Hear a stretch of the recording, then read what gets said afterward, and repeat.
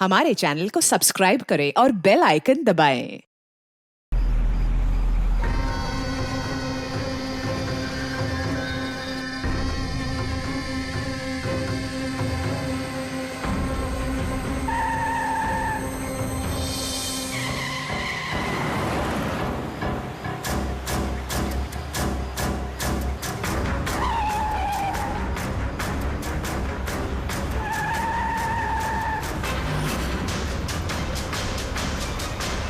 चलती गाड़ी में सोना अच्छी बात नहीं है।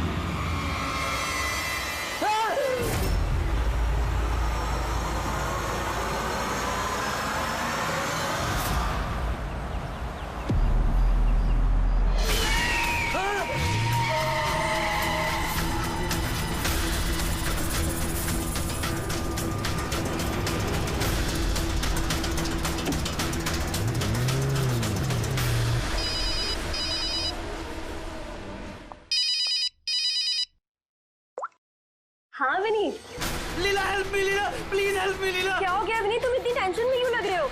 लीला ये लोग मुझे मार डालेंगे लीला। कौन मार डालेगा विनीत, तुम किसकी बातें कर रहे हो? लीला आई थिंक मैं लाइफ में कभी तुमसे नहीं मिल पाऊंगा लीला। विनीत बकवास बंद करो। कहाँ पे हो तुम, मुझे अपनी एग्जैक्ट लोकेशन बताओ। मैं सेबस्टन रोड पे हूँ, पुराने पोस्ट ऑफिस के पास। विनीत एक काम करो, तुम वहीं पे रुको, मैं टैक्सी लेके अभी वहीं पे तुम्हें लेने आती हूँ। हेलो लीला। हेलो विनीत, तुम ठीक हो? फोन को भी हेलो लीला। ये फोन को भी अभी कटना था।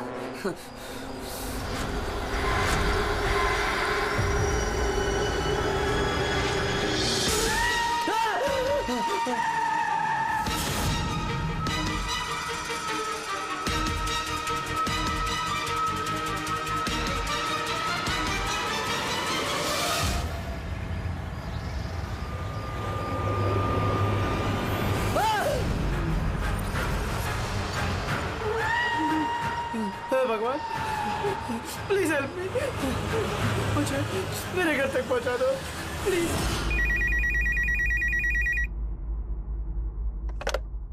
Hello, CID bureau. Hello ma'am, ma'am please मेरी मदद कीजिए। मैम मेरे पति इस वक्त बहुत बड़ी मुसीबत में है। क्या सर, क्या हुआ आपके पति को? मैम उनकी जान खतरे में है, कोई उन्हें मारना चाहता है। मैम प्लीज उन्हें बचा लीजिए प्लीज। क्या वो इस वक्त आपके साथ है? नहीं मैम, मैम वो इस वक्त अपनी गाड़ी में है। वो सेबेस्टियन रोड के पास जो पुराना वाला पोस्ट ऑफिस है वहाँ पे है। अच्छा सुनिए मैम, देखिए हमारे 2 ऑफिसर्स उसी एरिया में हैं।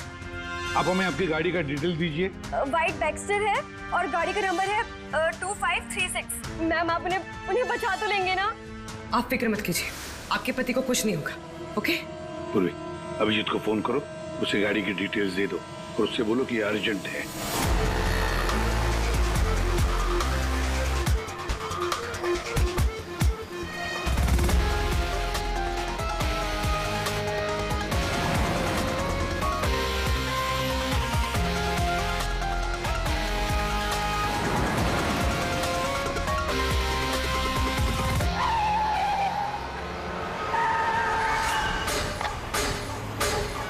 या यही नंबर है।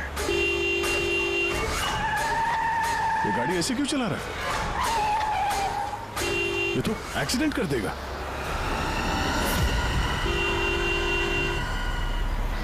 मुझे माफ कर दो, मुझे माफ कर दो, मैं मरना नहीं चाहता, मुझे माफ कर दो। किससे बातें कर रहा है? गाड़ी में तो कोई नहीं है। अरे विनीत, किससे बात कर रहा है? गाड़ी में कोई नहीं है। अंधे हो तुम लोग, तुम्हें दिखाई नहीं दे रहा? इतने सारे लोग मुझे बुला रहे हैं। कर क्या रहा है ये?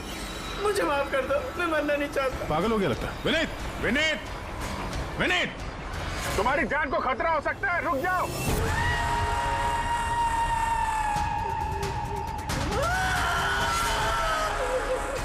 अंकल मेरे साथ खेलो ना, बहुत मजा आएगा। विनीत गाड़ी रोको, साइड में लगाओ।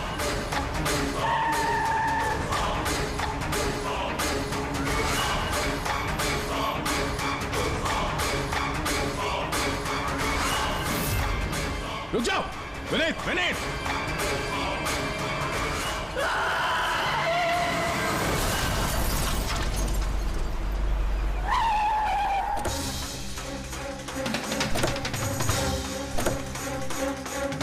विनीत?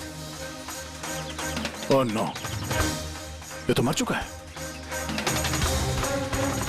स्मेल है।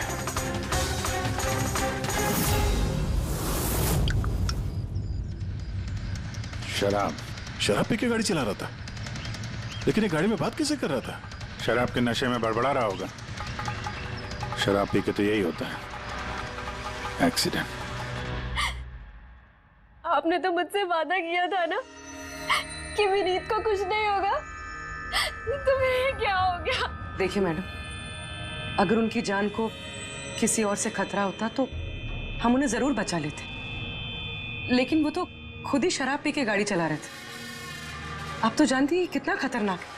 नहीं, उनकी जान खुद उनकी वजह से नहीं गई है, बल्कि उन लोगों की वजह से गई है जो इतने दिनों से उन्हें परेशान कर रहे थे। कौन लोग? सुबह शाम सोते जागते हर वक्त वो उन्हें सताते रहते थे। वो इतना ज्यादा परेशान हो गए थे कि उन्होंने अपने बिजनेस पे भी पूरी तरह से ध्यान देना बंद कर दिया था। किन लोगों की बात कर रही हैं आप? जरा साफ साफ बताइए। मैम, विनीत की मौत हमारे सामने हुई थी और उस वक्त कार में उसके अलावा और कोई भी नहीं था, तो उसकी मौत का दोष आप किसी और को कैसे दे सकती हैं? क्योंकि उनका खून हुआ है। मर्डर है ये, मर्डर। मर्डर हुआ है? आप जानती है किसने किया ये? आत्माओं ने। भले ही आप लोगों ने वो आत्माएं नहीं देखी होगी, लेकिन विनीत उन्हें साफ साफ देख सकते थे। सीआईडी आत्माओं को नहीं मानती। आप भी मानते सर। अगर आपने तो 2 हफ्ते पहले वाला नजारा देखा होता। लीला उठो, उठो लीला, लीला उठो। विनीत?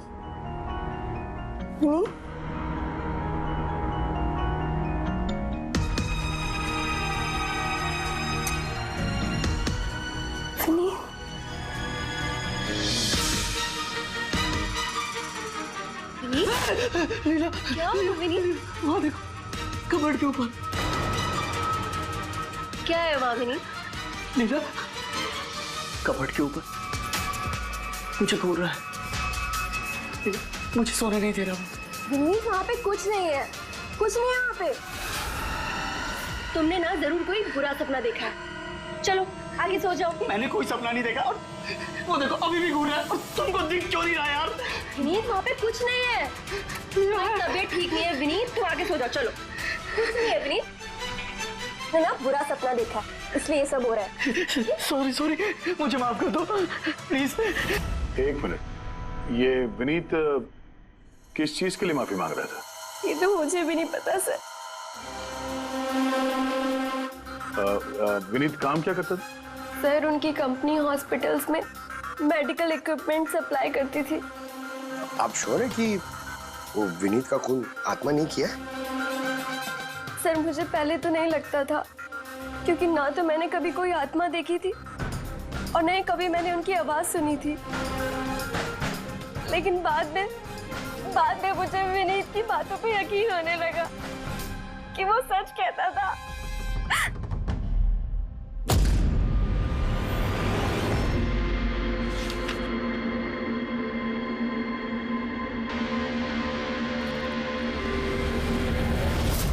हाँ बॉस, इसकी मौत की एक ही वजह नजर आ रही है, इसके सर पर लगी हुई है चोट जो इसे एक्सीडेंट के दौरान लगी। पक्का डॉक्टर साहब, कोई और वजह नहीं? अब विसरल सैंपल्स को चेक करना अभी बाकी है, लेकिन प्राइमा फेसी तो यही दिखता है कि मौत की वजह एक्सीडेंट है।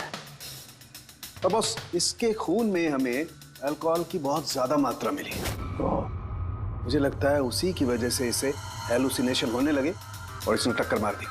मतलब ये खून का मामला नहीं है। हम फ्यूनरल के लिए बॉडी को लौटा सकते हैं, अगर कुछ डाउट हुआ तो विसरल सैंपल से पता लग जाएगा। पता नहीं सर क्यों अभी मुझे ऐसा लग रहा है कि ये केस उतना सीधा नहीं है, क्योंकि जब हमने लीला से पूछा कि ये विनीत किससे माफी मांग रहा था तो वो बात को टाल गई। हम लोग भी फ्यूनरल में जाएं क्या? वहाँ रिलेटिव भी होंगे, फ्रेंड्स भी होंगे, बहुत सारे लोग होंगे। देखते हैं कुछ पता चलता है। जाओ, जरूर जाओ फ्यूनरल में।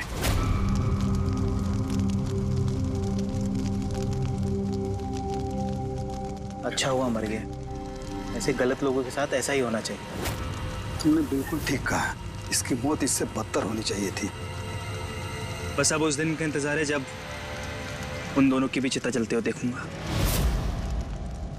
उस दिन तुम सबको बहुत बड़ी पार्टी दूंगा मैं। क्या प्रॉब्लम क्या तुम्हारी? हाँ? यहाँ पर एक आदमी की चिता जल रही है, शौक मनाने के बजाय जश्न मनाने की बात करो तुम लोग। क्यों ना मनाऊं जश्न? अरे असली जश्न तो उस दिन मनेगा जिस दिन ये दोनों भी अग्नि की भेंट चढ़ेंगे। वो दोनों अग्नि की भेंट चढ़े या ना चढ़े, तुम सीआईडी के हत्थे जरूर चढ़ोगे। सर अगर आप लोग सीआईडी से हैं तो आपको मुजरिमों का साथ देने के बजाय हम लोगों को इंसाफ दिलाना चाहिए सर। एक मिनट, कहना क्या चाहते हो? पूरी बात बताओ। सर मेरा नाम रोहित है और मेरे पिताजी पर्पल हॉस्पिटल में एडमिट थे। डॉक्टर सर वो वेंटिलेटर पे। डॉक्टर, नर्स डॉक्टर का रिलैक्स। मेरे पिताजी मर रहे हैं वहाँ पे, प्लीज डॉक्टर को बुलाइए प्लीज। क्या हुआ? क्यों शोर मचा रहे हो? शोर न मचाऊं तो क्या करूं? मेरे पिताजी मर रहे हैं वहाँ पर और आपका स्टाफ यहाँ बैठकर मक्खियाँ मार रहे हैं। आप शांत हो जाइए प्लीज। आप जाइए पेशेंट के पास, हम आते हैं। मैम प्लीज जल्दी कीजिए प्लीज। हाँ मैम गजब हो गया, सारे के सारे वेंटिलेटर्स एक एक करके बंद हो रहे हैं। यस मैम, हमारे 2 इंटर्न्स मैनुअली ऑक्सीजन दे रहे हैं कुछ पेशेंट्स को। मैम हर पेशेंट के साथ ऐसा नहीं हो सकता, अगर वेंटिलेटर्स ठीक नहीं हुए तो पेशेंट मर जाएंगे। धीरे बोलो। अरे ये हॉस्पिटल के रेपुटेशन का सवाल है, अगर मरीजों के घर वालों को पता चल गया है ना फिर बवाल हो जाएगा। डॉक्टर आप प्लीज 2 मिनट का वक्त दीजिए, हम सोल्यूशन। मैम एक एक करके सारे वेंटिलेटर्स बंद हो रहे हैं। बाकी के वार्ड्स में चेक करो। Okay ma'am. अरे वो सप्लायर विनीत को फोन करो ना, वो ही अभी कुछ कर सकता है। बस टेंशन लेने की जरूरत। डॉक्टर महक हुआ क्या है सर? सर वेंटिलेटर बंद हो रहे हैं सारे। आप प्लीज शांत रहिए, मैं बात करती हूँ ना। सर एक एक करके सारे वेंटिलेटर्स बंद हो गए। क्या ऐसे कैसे हो सकता है? तो किसी हॉस्पिटल में फोन करो ना, वहां से मंगवाओ। अरे राजा फोन लगाओ और मैं एक काम करूँ, टेक्नीशियन जो यहाँ पर है उसको बुलाओ। राजा क्या हो गया तुम्हें? तुम्हें सुनाई नहीं देता सर क्या आप कह रहे हैं? आप लोग क्या डिस्कशन में टाइम वेस्ट कर रहे हैं? मेरे पिताजी मर जाएंगे वहाँ पर। प्लीज जल्दी आइए प्लीज। हम बस आते ही हैं please. Ma'am very bad news. 2 patients की जान चली गई है, 5 पेशेंट्स बहुत क्रिटिकल कंडीशन में हैं। सर अगर आज हम लोगों का परिवार हमारे साथ नहीं है तो उसके जिम्मेदार सिर्फ और सिर्फ ये 3 लोग हैं, विनीत, महक और राजा। ये विनीत तो इक्विपमेंट सप्लाई करता था ना? जी सर। और ये महक राजा? सर जिस दिन ये हादसा हुआ उस दिन महक डॉक्टर इंचार्ज थी और राजा हॉस्पिटल का एडमिन संभालता था। ये सिर्फ राजा और महक आए हॉस्पिटल से या और लोग भी आए वहाँ के? आए ना सर, वो हेड नर्स परिणीता, वो शेखर जो कि मेंटेनेंस में, और वो डॉक्टर केदार इस हॉस्पिटल के मालिक। ठीक है, अभी शांत हो जाओ। हम इस मामले के तह तक जाएंगे। अगर तुम्हारे पिताजी के साथ नाइंसाफी हुई है तो उन्हें इंसाफ जरूर मिलेगा।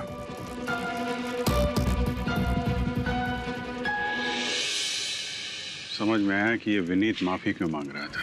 मुझे माफ कर दो, मैं मरना नहीं चाहता, मुझे माफ कर दो। और ये भी समझ में आ रहा है कि विनीत की मौत से इतने लोग खुश क्यों हैं।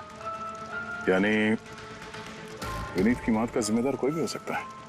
अब विनीत के बाद खूनी का अगला निशाना ये महक और राजा हो सकते हैं।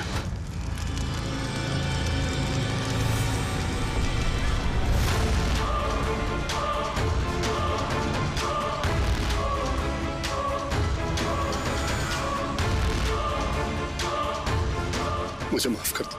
तुमने मुझे क्यों मरने दिया? मेरा पीछा मत करो।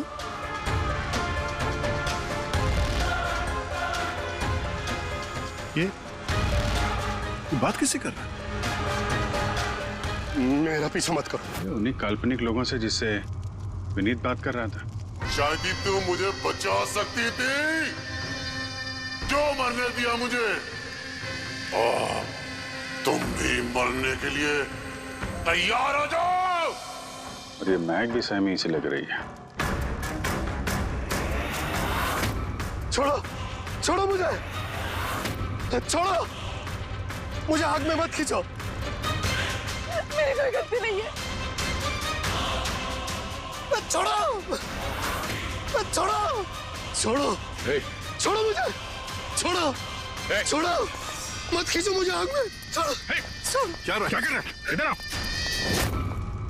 क्या कर रहे हो यार? हैं? मैं बस परेशान हूँ, इसमें आप लोग क्या कर सकते हैं? मुझे खुद ही निपटना होगा अपनी परेशानी से। आप इधर आओ, थोड़ा दूर हट जाओ इधर से। तो बहुत सारे लोग हैं जो विनीत की मौत की खबर सुनकर खुश हो गए हैं। हाँ सर, और अब वो महक और राजा की मौत की खबर सुनना चाहते हैं। राजा और महक, इनका बर्ताव भी कुछ नॉर्मल नहीं लग रहा था सर। काफी डरे डरे से लग रहे थे, विनीत की तरह। सर, विसरल सैंपल्स की रिपोर्ट आ गई है। ग्रेट। कोई गड़बड़ है? हाँ, एक आम इंसान का खून जितना लाल होता है, विनीत का खून उससे बहुत ज्यादा लाल था। तो अब समझ में आया कि विनीत को आत्माएं क्यों नजर आ रही थी। क्यों सर? पूर्वी, जब इंसान का खून जरूरत से ज्यादा लाल हो तो इसका मतलब ये होता है कि वो इंसान बहुत ज्यादा लंबे समय तक कार्बन कंपाउंड के संपर्क में रहा, और इस कार्बन कंपाउंड की वजह से ही उसे हेलुसिनेशन आते हैं, जबरदस्त किस्म के। तो मतलब किसी ने जानबूझकर विनीत को इस कार्बन कंपाउंड के संपर्क में लाया, जिसकी वजह से विनीत की दिमागी हालत खराब हो गई, जो उसकी मौत का कारण भी बन गई। सर, खूनी को ये कार्बन कंपाउंड मिला कहां से होगा? हमारे आसपास हर जगह कार्बन कंपाउंड फैला हुआ है।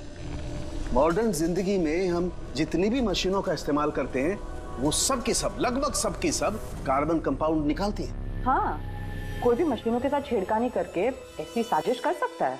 तो कार में बैठने के ठीक पहले विनीत ऐसे किसी केमिकल के संपर्क में आया होगा, इसकी वजह से उसे ये हेलुसिनेशन वगैरह हो रहे थे। बिल्कुल बॉस, गाड़ी के एग्जॉस्ट सिस्टम को चेक करना चाहिए, गड़बड़ वहीं हुई है।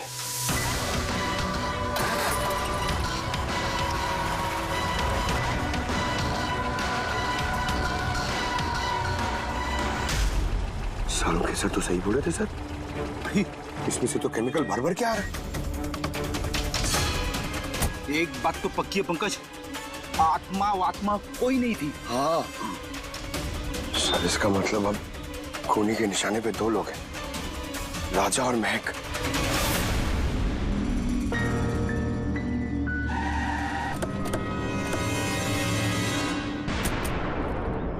फ्यूनरल में राजा का बर्ताव ठीक नहीं था, अभी भी उसकी मानसिक स्थिति ठीक नहीं है। अरे सर, दरवाजा तो खुला है। ये खूनी राजा तक पहुंच तो नहीं गया? ये क्या माहौल है? कैंडल्स,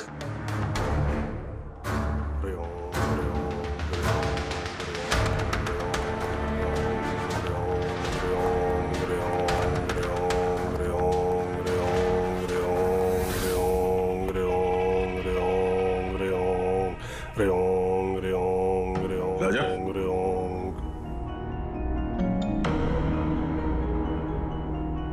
आप ठीक हो? कौन है आप लोग? सीआईडी। विनीत के अंतिम संस्कार में मिले थे हम लोग, तुम आग में कूदने वाले थे, हमने तुम्हें रोका था, भूल गए? अब आप लोगों को मुझे रोकने या बचाने की जरूरत नहीं पड़ेगी। जब तक विनीत का खूनी पकड़ा नहीं जाता, तुम्हारी जान को भी खतरा है। अच्छा, सच सच बताना, उन 12 मरीजों की मौत क्या तुम्हारी लापरवाही की वजह से गई थी? खबरदार जो मुझ पर ऐसा गंदा और झूठा इल्जाम लगाया था। मैं निर्दोष हूं और कोई नहीं मरा मेरी वजह से। शांत शांत। राजा बड़ी मुश्किल से शांत हुआ है, इसे गुस्सा मत दिलाइए। आपकी तारीफ? श्लोक नाम है मेरा। मैं राजा की इस बुरे वक्त से बाहर निकलने में मदद कर रहा हूं। ओह, तो आप साइकियाट्रिस्ट हैं? साइकियाट्रिस्ट नहीं, साइकिक, मीडियम। इस दुनिया और दूसरी दुनिया के बीच एक पुल समझ लो। दूसरी दुनिया? दूसरी कौन सी दुनिया? वही आत्माओं वाली दुनिया। वैसे हम भी एक पुल है, मुजरिमों की दुनिया से लेके जेल के अंदर सलाखों के पीछे तक पहुंचाने का पुल। हाँ? पर सर आप मुझे सलाखों के पीछे क्यों डालना चाह रहे हैं? मैं तो राजा की आत्माओं से बचाने में मदद कर रहा हूँ। राजा को आत्माओं से नहीं, केमिकल पॉइजनिंग से बचाने की जरूरत है। और बंद करो अपना ये ढोंग, समझे? सर वो कहाँ इशारा कर रहे? उस बूढ़े आदमी की तरफ जो एसी के पास खड़ा हुआ है। किसकी बात कर रहे हैं? मुझे तो कोई भी नहीं दिख रहा। मुझे भी नहीं दिख रहा। मानो या ना मानो, इस कमरे के अंदर कोई शक्तिशाली आत्मा है जो राजा को नुकसान पहुंचाना चाहती है। अभी पता चल जाएगा।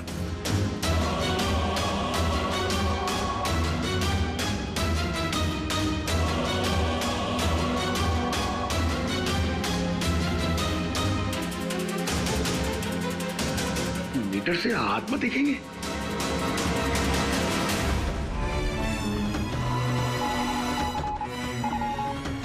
देखा, वो आत्मा एसी के पास ही है। मेरी ईएमएफ मशीन झूठ नहीं बोल सकती।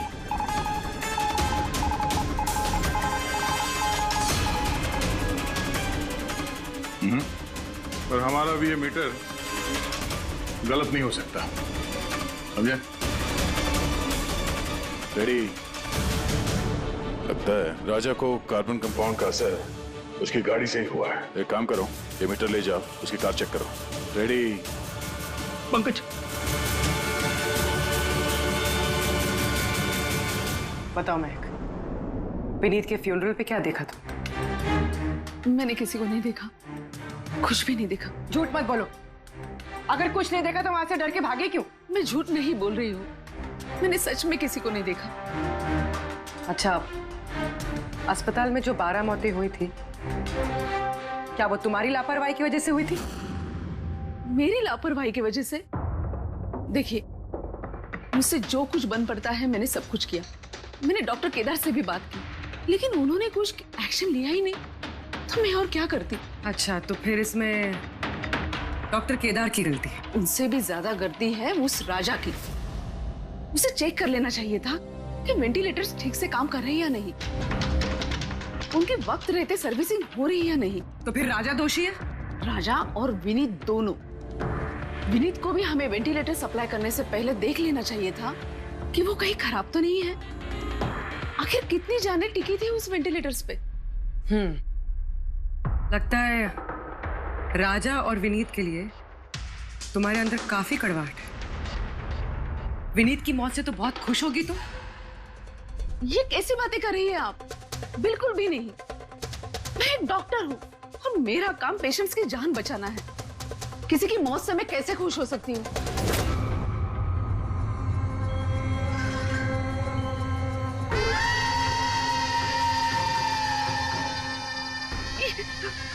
वो आ गया, वो आ गया, वो देखिए। लेकिन यहाँ तो कोई नहीं। पीछे है। महक, यहाँ पर कोई नहीं है। देखो, तुम घबराओ मत। जब तक मैं हूं तुम्हें कुछ नहीं होगा। हाँ?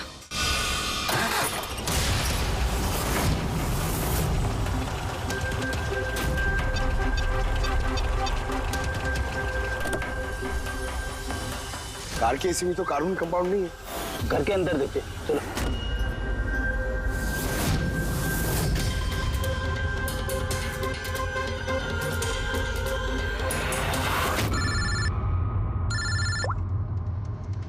हाँ पूर्वी, महक के घर पे कोई केमिकल नहीं मिला? ठीक है, जब तक वो खूनी पकड़ा नहीं जाता तुम उसके साथ ही रहो, ठीक है? सर, हाँ, कार्बन कंपाउंड यहाँ पे भी नहीं है। कहीं कोई केमिकल नहीं मिलेगा। विज्ञान की दुनिया और केमिकल की दुनिया के अलावा भी कोई दूसरी दुनिया है, मानो या ना मानो। चुप, वो बंद। और जब तक बोलने को नहीं कहा जाए मुंह खोलना नहीं। राजा जी, आपको डरने की कोई जरूरत नहीं है। हम लोग हैं यहाँ पर, जब तक वो खूनी पकड़ा नहीं जाता सीआईडी आपके साथ ही रहेगी। मुझे सीआईडी की जरूरत नहीं है, ये है ना मेरी सुरक्षा करने के लिए। यार ये कैसे हो सकता है? ना राजा के घर में केमिकल मिला, ना महक के घर में केमिकल मिला, कैसे हो सकता है? सर हमने राजा के घर को अच्छी तरह से चेक किया, एक एक कोना देखा, गाड़ी भी चेक की, कहीं कुछ नहीं मिला। हाँ मगर दया, अगर कोई केमिकल का इस्तेमाल ही नहीं हुआ है तो फिर राजा और महक को हेलुसिनेशन हुए कैसे? कोई तो वजह होनी चाहिए। और सर जिस तरीके से विनीत के कार के एसी में केमिकल का इस्तेमाल किया गया है, ये किसी नौसिखिया का काम नहीं लगता है, तो कोई एक्सपर्ट। एक काम करते हैं, बनने वालों के घरों में देखो, शायद कोई ऐसा आदमी हो जो केमिकल्स के बारे में अच्छी जानकारी रखता हो, कोई केमिकल्स में एक्सपर्ट। और हाँ, हॉस्पिटल के उस स्टाफ को बुलाओ, चीफ नर्स जो है ना, हेड नर्स परिणीता, फिर हेड टेक्नीशियन शेखर और मालिक केदार, तीनों को बुलाओ। सर देखते हैं।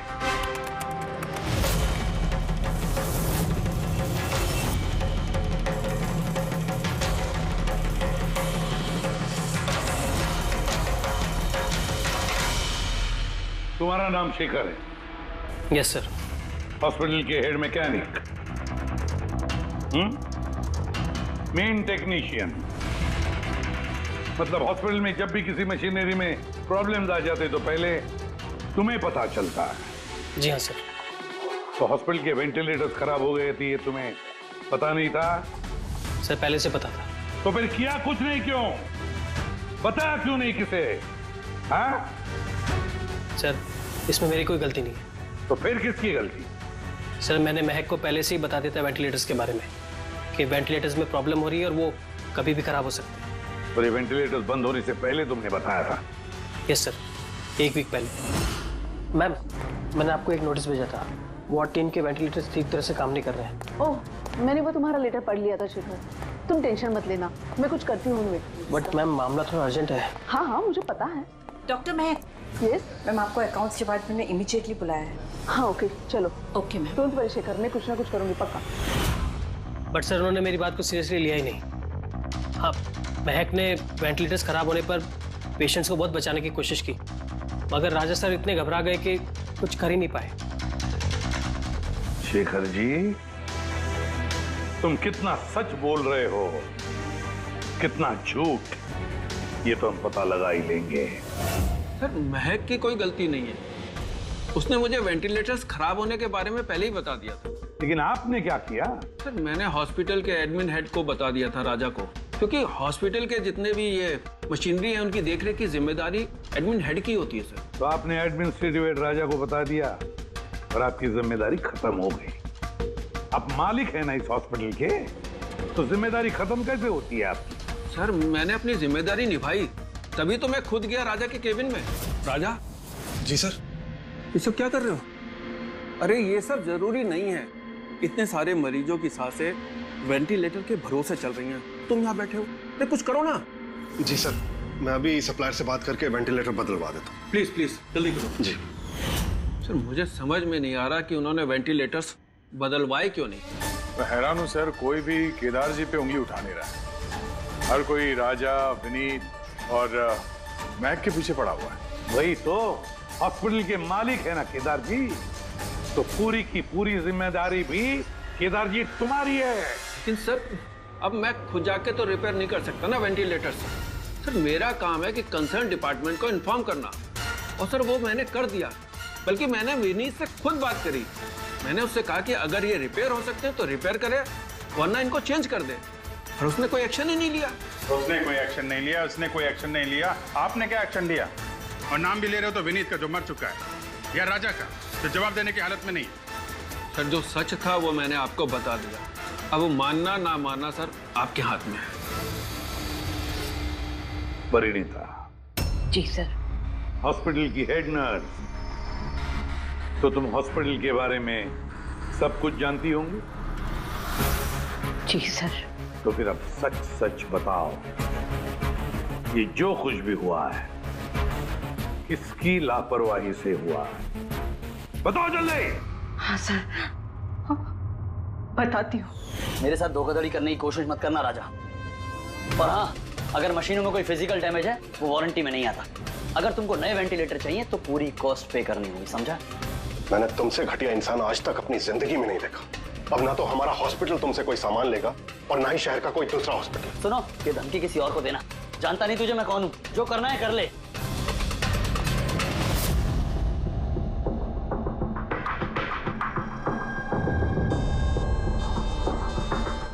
ये जो कुछ भी हुआ है इस राजा और विनीत के झगड़े की वजह से हुआ है। दोनों के झगड़े की वजह से सर इतने लोगों की जान चली गई। राजा को नए वेंटिलेटर का इंतजाम तुरंत करना चाहिए था।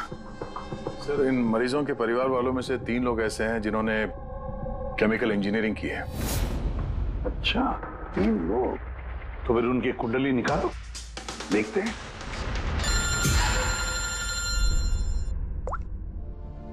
हेलो, इसे भी प्रतिबंध। What? ठीक है, हम अभी पहुंचते हैं। क्या हो सर? राजा की मौत हो गई।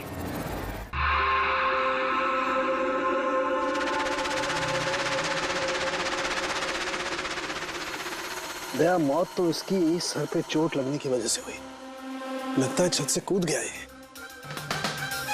जरूर हैलुसिनेशंस इतने भारी पड़ गए होंगे कि दिल मिलाकर राजा ने ऊपर से छलांग लगा दी। और तुम ख्याल रखने वाले थे ना इसका? ये ख्याल रखा तुमने? हाँ? सर राजा तो एकदम शांत तरीके से हो गया था। मुझे क्या पता था कि अचानक उठ जाएगा और खुदकुशी कर लेगा। जिस वक्त ये सब हुआ तुम कहाँ थे? हाँ? सर मैं दूसरे कमरे में सो रहा था, तभी मुझे राजा के जोर जोर से चीखने की आवाज सुनाई दी। मुझे इन आत्माओं को नहीं झेलना, मुझे इसे निजात चाहिए, आजादी चाहिए। और जब तक मैं इसके पास पहुंचता ये छत से कूद गया साहब। वाह क्या बात है, राजा को अकेले छोड़कर तुम घोड़े बेच के सो रहे थे? हाँ? मैंने तो कमर कस ली थी कि नहीं सोऊंगा, पर न जाने कैसे नींद आ गई। जरूर मुझे उन आत्माओं ने सुला दिया होगा। आप ये देखिए सर, मीटर की रीडिंग भी कितनी बढ़ गई है। मुझे मेरी तबीयत भी कुछ कमजोर लग रही है सर। अगर दोबारा ये मीटर दिखा दिया ना मुझे तो याद रख। एक मिनट दया, 1 मिनट भाई, जरा मीटर देना मुझे। ये लीजिए। ये मीटर मैं रख लेता हूँ। हाँ? तुम्हें लौटा दूंगा बाद में। जी सर, पर दे दीजिएगा। हाँ जरूर दे दूंगा। अभी एक काम करो, अभी तुम घर जाके थोड़ा आराम करो। थक गए हो ना, बहुत कमजोरी होगी तुम्हें। हाँ? जी सर। बराबर सोए नहीं, जाओ आराम करो। ये क्या डॉक्टर साहब, उसे जाने दिया और ये मीटर रख लिया? दया, ये मीटर जो है ना, ये बड़े काम की चीज है।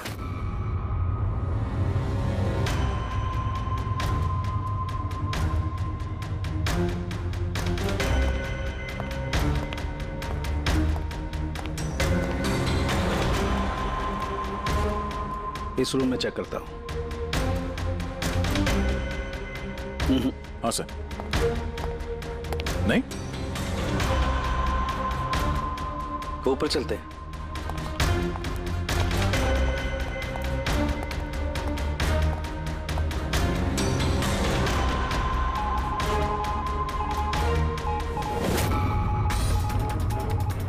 सालू के सर आराम से, ये नीडल तो जंगली घोड़े की तरह भाग रहा है।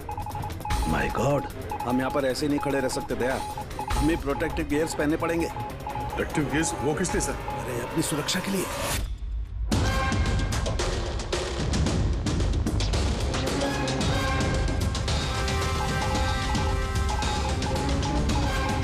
ये देखो, सबसे ज्यादा मीटर रीडिंग यहीं पर है, इस एसी के नीचे। मतलब सर वो पंकज खबरदार, खबरदार, जो आत्मा का नाम भी लिया तो। सर ये मीटर किस तरह इशारा कर रहा है? बताता हूँ बाहर चलो, बाहर चलो।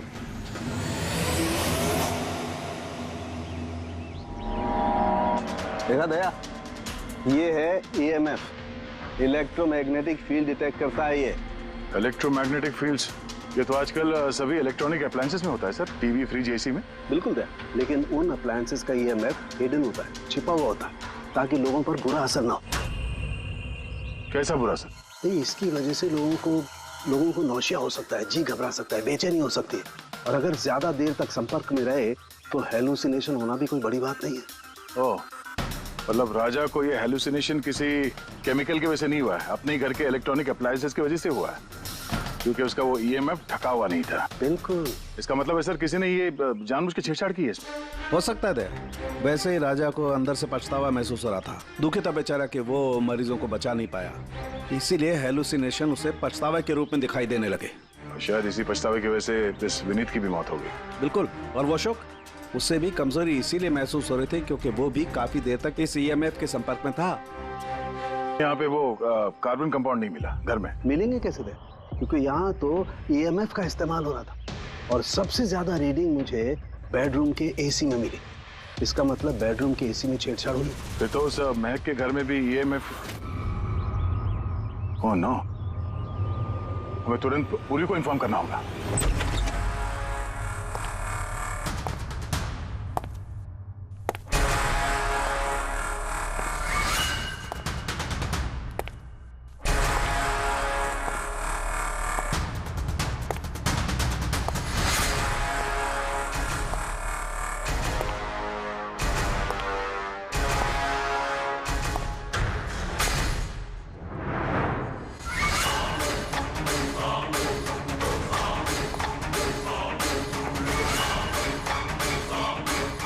जान लेकर चैन नहीं पड़ा तुम्हें, जो फिर से मुझे मारने आई हो।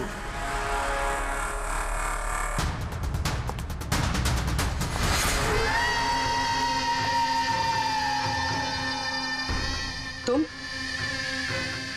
मैंने तुम्हें सेल्फ डिफेंस में मारा था और वैसे भी तुम एक मुजरिम हो। क्या मुजरिम के घर परिवार नहीं होते? तुम्हारी वजह से मेरी बेटी अनाथ हो गई और ये खून देख रही हो, सब तुम्हारी वजह से। आज मैं तुम्हें नहीं छोड़ूंगा। देखो मेरे पास मत आना, मैं मार दूंगा। आज मैं तुम्हें नहीं छोड़ूंगा। मेरे पास मत आना, मैं कहती हूँ मार दूंगी। मैं कहती हूँ मेरे पास मत आना, मार दूंगी। क्या कर रही तुम? छोड़ो से। सर आदमी क्या? सर यहाँ पे सर रोकिए इसे, ये मुझे मारना चाहती है। पहले यहाँ से बाहर निकली, जल्दी आउट ऑफ हियर प्लीज, जल्दी फास्ट। ये हैं वो तीन लोग जिनका संबंध केमिकल इंजीनियरिंग से है। सुहास, दीपक और किशोर। खूनी इनमें से कोई भी हो सकता है। नहीं अभिजीत, कार के एसी में केमिकल फिक्स करना अलग बात है और इलेक्ट्रोमैग्नेटिक फील्ड को इतनी होशियारी के साथ इस्तेमाल करना अलग बात है।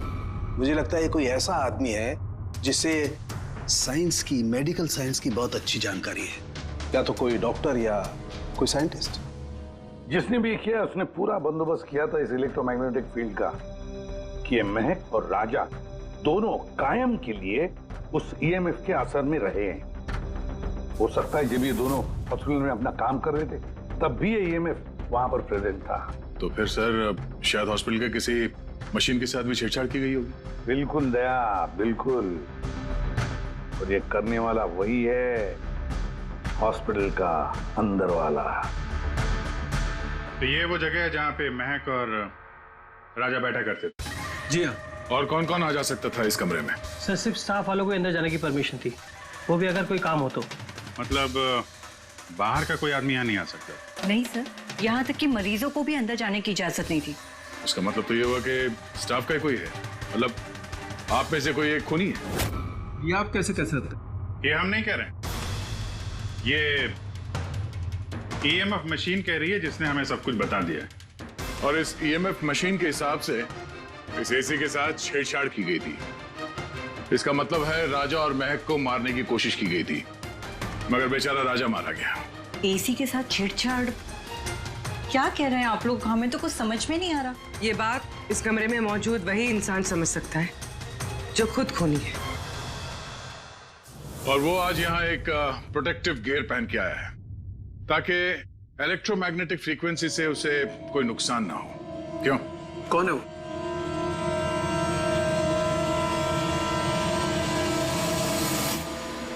क्यों?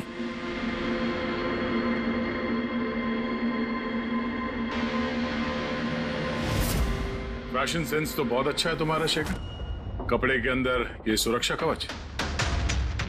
तुम्हारे सारे पत्ते खुल चुके हैं शेखर। हमने तुम्हारे बारे में सब कुछ पता लगा लिया है। तुम ही यहाँ पे सिर्फ ऐसे टेक्नीशियन हो जो एसी के साथ छेड़छाड़ कर सकते हैं। अब जल्दी बताओ क्यों किया तुमने ऐसा? हाँ, मैंने किया ये सब। और क्या गलत किया अगर मैंने महक, विनीत और राजा पे इल्जाम लगाया तो? इन लोगों की वजह से 12 मरीजों की मौत हुई जो मुझसे देखा नहीं गया। और मैंने सोचा कि इन लोगों को भी वैसी ही मौत मिलनी चाहिए जैसे उन 12 मरीजों को मिली। इसलिए मैंने EMF और कार्बन कंपाउंड के जहर का इस्तेमाल किया ताकि इन लोगों को ऐसी मौत दे सकूं। मौत नहीं, एक भयानक मौत। और ये मेरा इंसाफ था। इंसाफ करने का हक सिर्फ कानून को है, किसी और को नहीं, समझे? तुम जानते थे उस केमिकल के इस्तेमाल से उन लोगों को हैलुसिनेशन होगा। वो मरे हुए मरीज उन्हें सामने दिखाई देंगे जिसकी वजह से वो पागल हो जाएंगे। क्यों? और मैं अपने मकसद में कामयाब भी हुआ। जैसी मैं मौत चाहता था वैसी ही मौत विनीत और राजा को मिली। मगर अफसोस, महक को आपने एंड मोमेंट पे बचा। कामयाब तो तुम तब होते हैं जब बिना कोई जुर्म किए उन्हें उनके अंजाम तक पहुंचाते हैं। क्या फर्क रह गया तुम में और उन दोनों में? अब तुम भी एक हत्यारे हो। तुम्हें क्या सजा मिलेगी इसका फैसला तो अब अदालत ही करेगी। For more updates, subscribe to our channel, click the show links and enjoy watching the videos.